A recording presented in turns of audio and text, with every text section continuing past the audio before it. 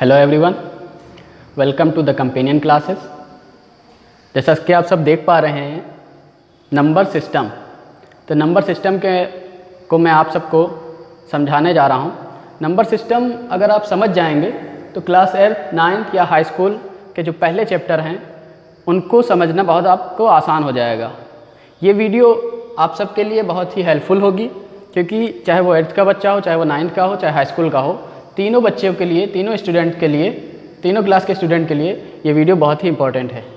तो जैसा कि आप सब देख पा रहे हैं नंबर सिस्टम, तो चलिए शुरू करते हैं। नंबर सिस्टम में जो पहली हेडिंग आप देख रहे हैं, नेचुरल नंबर, प्राकृतिक संख्याएं। देखिए प्राकृतिक संख्याएं क्या हैं। प्राकृतिक संख्याएं जैसे प्रकृति के द्वारा, नेचर के द्वारा जब दुनिया बनी, इंसान दुनिया में भेजा गया, पैदा हुआ, ठीक, तो उसने चीज़ों को ऑब्जर्व करना शुरू किया। उसने देखा एक तो एक, दो चीज़ें देखी तो कह दिया दो, ठीक, मतलब कुछ चीज़ों को ऑब्जर्व किया, उसको जो है उसने आसानी से बता दिया कि ये एक है, ये दो है, ये तीन है, ये चार है। मतलब कुछ नंबर्स जो उसके सामने, उसको बोलना या समझना उसके लिए आसान था। तो वो नंबर्स क्या थे, 1 से लेकर 9 तक। तो 1 से लेकर 9 तक जो संख्याएँ होती हैं वो क्या होती हैं, नेचुरल नंबर्स होते हैं, प्राकृतिक संख्याएँ होती हैं। 1 2 3 4 5 6 7 8 9।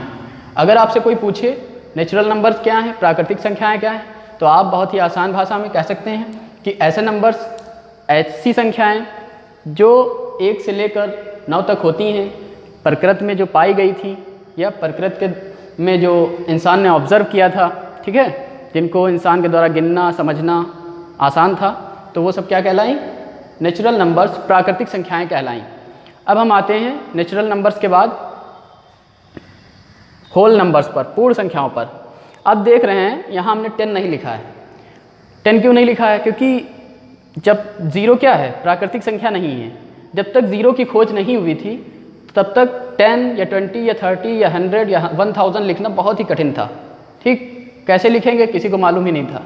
लेकिन जब ज़ीरो की खोज हो गई और संख्याओं को लिखना आसान हो गया, तो अगर हम 1 से लेकर 9 तक में इन संख्याओं में ज़ीरो को भी ऐड कर दें तो वो संख्याएं हमारी क्या कहलाएंगी, पूर्ण संख्याएं कहलाएंगी, होल नंबर्स कहलाएंगी। संख्याएं क्या हो गई थी, क्या हो गई, अब कंप्लीट हो गई, तो वो पूर्ण संख्याएं कहलाएं। समझ रहे हैं, मतलब पूर्ण संख्याएं, होल नंबर्स कैसे होते हैं, मतलब 0 से लेकर 9 तक की सभी संख्याओं को होल नंबर्स, पूर्ण संख्याएं कहा जाता है। समझ रहे हैं। आगे बढ़ते हैं, इंटीजर्स, पूर्णांक। देखिए पूर्णांक क्या है, पूर्णांक ऐसे नंबर्स होते हैं जिनको हम या तो प्लस में लिखते हैं या तो माइनस में लिखते हैं। अच्छा, लिखते क्यों हैं प्लस या माइनस में। जैसे मान लीजिए हमने किसी को 20 रुपये दिए, तो मैंने लिख लिए 20 रुपये दिए, और किसी ने हमें 50 रुपये हमसे लिए, ठीक, किसी को हमने 20 रुपये दिए और 20 रुपये या हमने लिख दिया 30 रुपये लिए।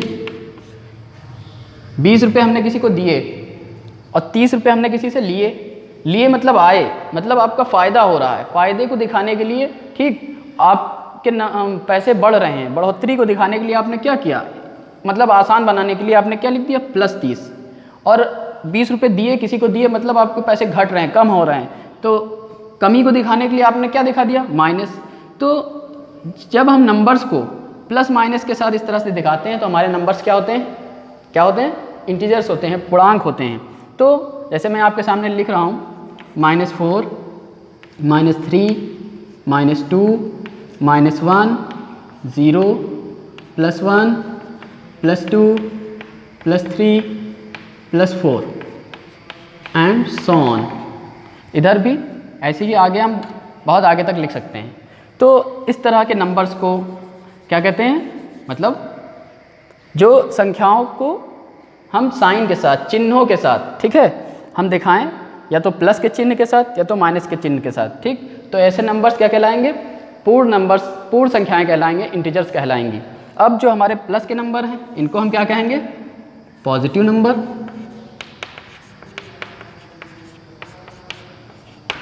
और जो हमारे माइनस के नंबर हैं इसको हम क्या कहेंगे, निगेटिव नंबर।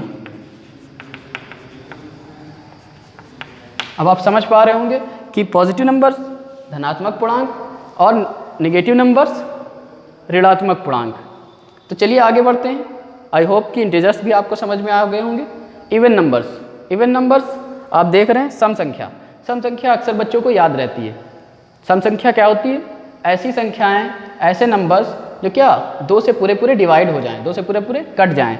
जैसे कि पहला नंबर्स क्या है? 2 क्या 2 से कट जाएगा? 1 कटेगा? नहीं कटेगा। इसके बाद 4, फिर इसके बाद 6, फिर इसके बाद 8, फिर इसके बाद 10।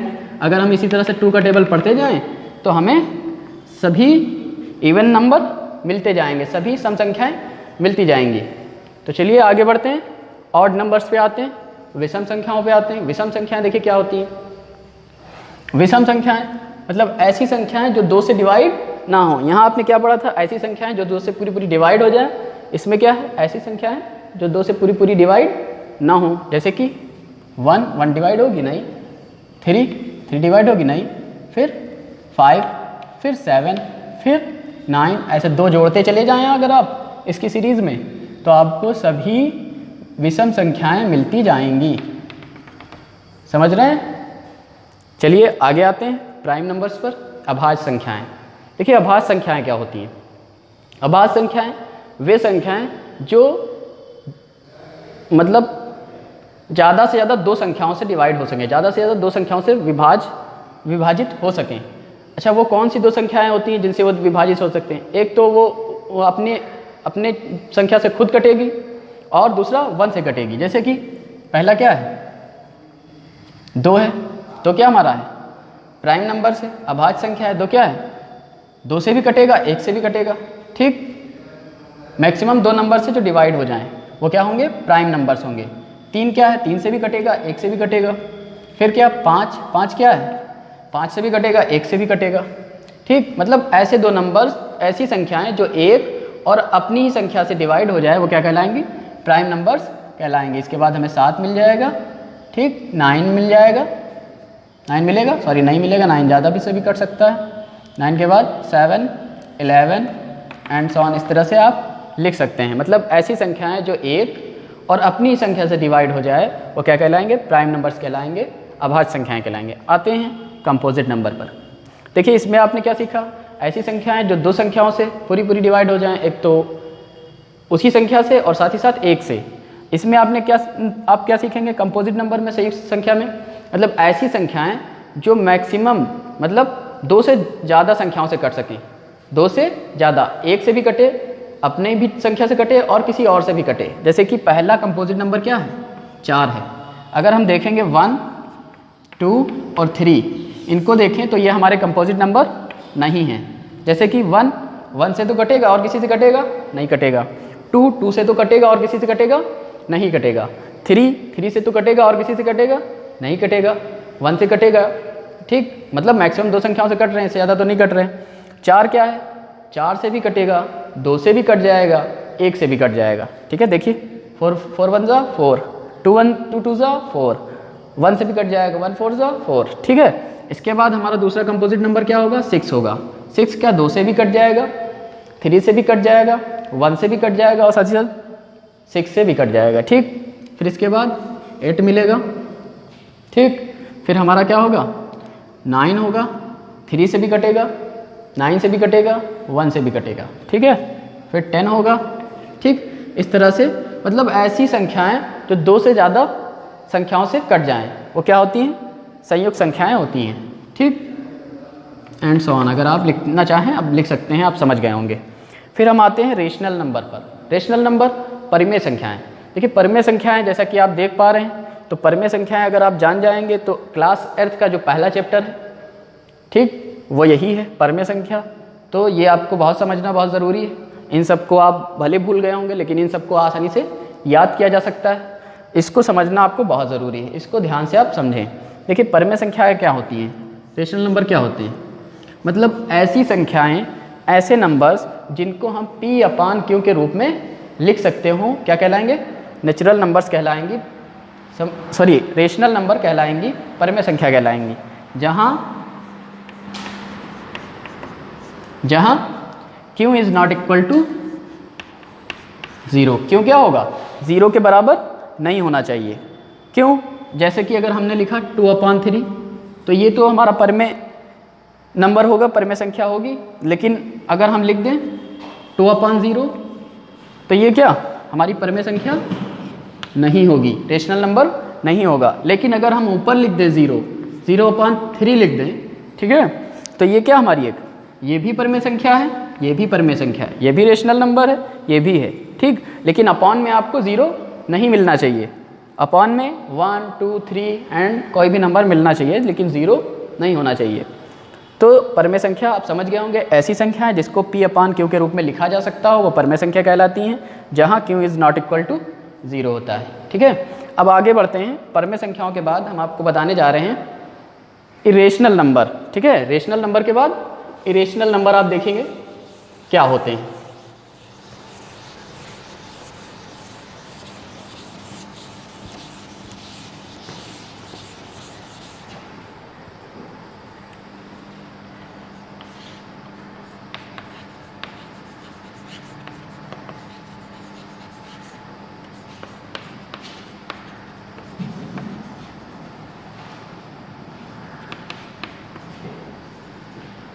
अपरिमेय संख्या,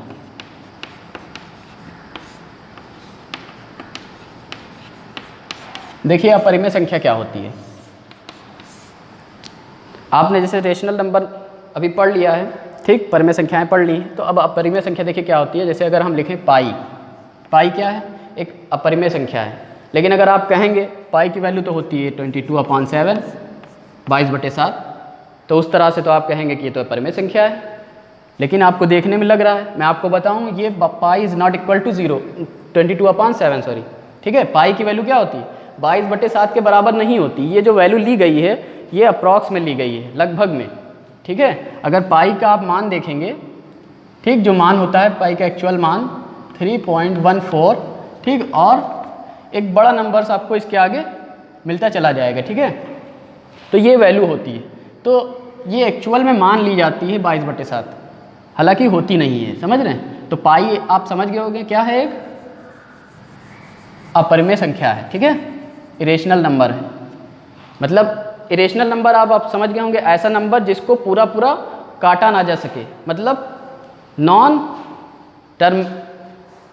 नॉन टर्मिनेटिंग और नॉन रिपीटिंग, मतलब ऐसा नंबर जो पूरा पूरा कटे भी ना और साथ ही साथ क्या रिपीट भी ना हो, एक के बाद एक नंबर आए भी ना। जैसे रिपीट की अगर हम बात करें तो जैसे एक नंबर है, आपको हम बताएं 7/9, ठीक।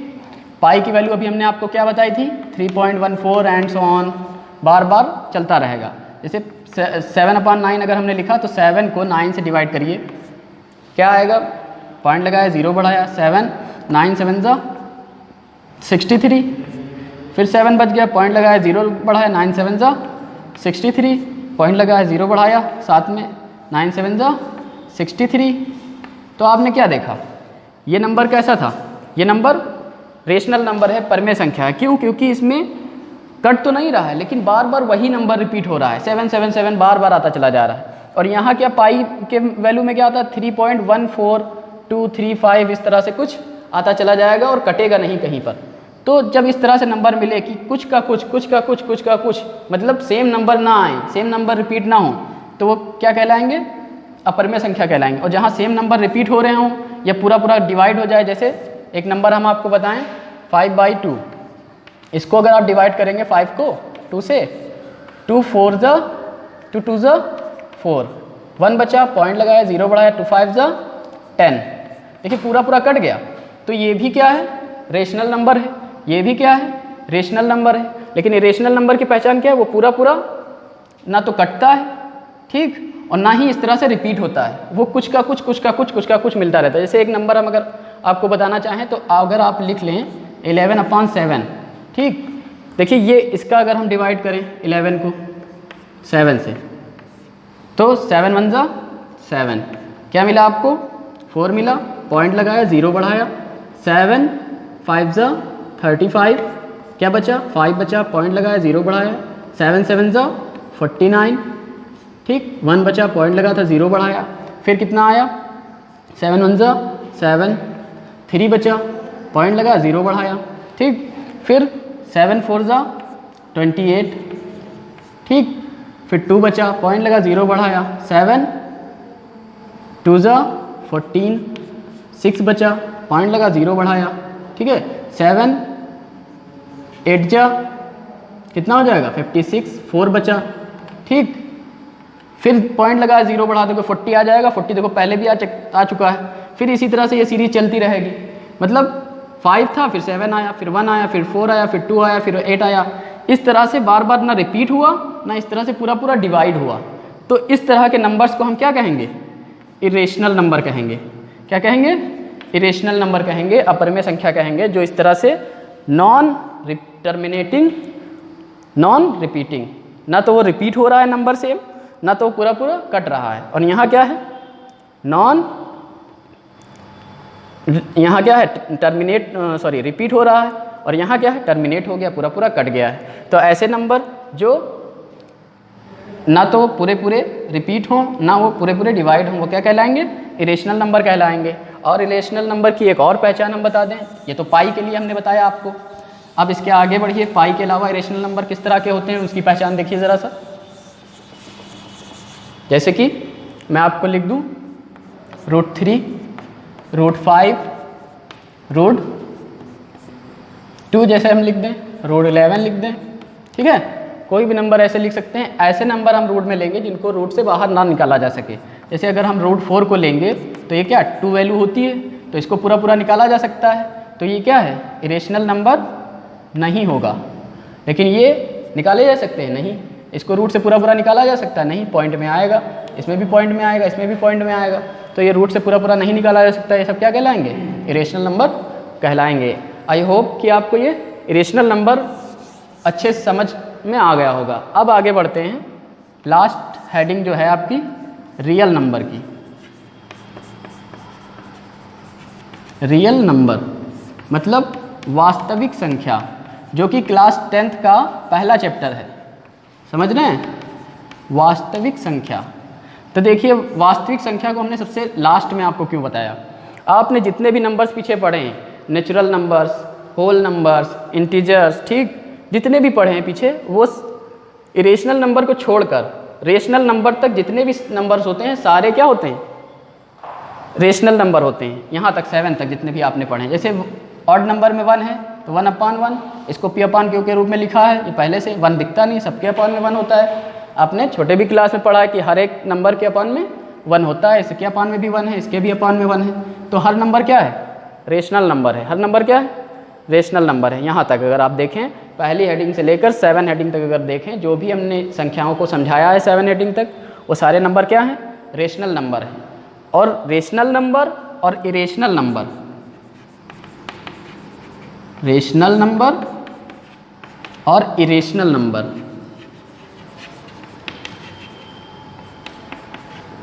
मिलकर रियल नंबर बनाते हैं। मतलब जितने भी नंबर आपने पीछे पढ़े हों, चाहे वो रेशनल हो, चाहे कंपोजिट हो, चाहे प्राइम हो, चाहे ऑड नंबर हो, जितने भी पढ़े हैं, अगर सारे नंबर्स को हम एक साथ उठा लें, वो सारे नंबर क्या कहलाएंगे? रियल नंबर्स कहलाएंगे, वास्तविक संख्याएं कहलाएंगी। और ये बात हमेशा याद रहे कि हर नंबर रेशनल नंबर होता है, लेकिन हर इरेशनल नंबर रेशनल नंबर नहीं होता है। समझ रहे हैं? हर नंबर रेशनल नंबर होता है। जैसे ये है रेशनल है, ये भी रेशनल है, ये भी रेशनल है।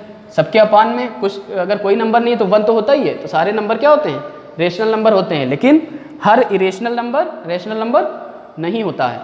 आई होप कि आपको समझ में आ गया होगा। That's it.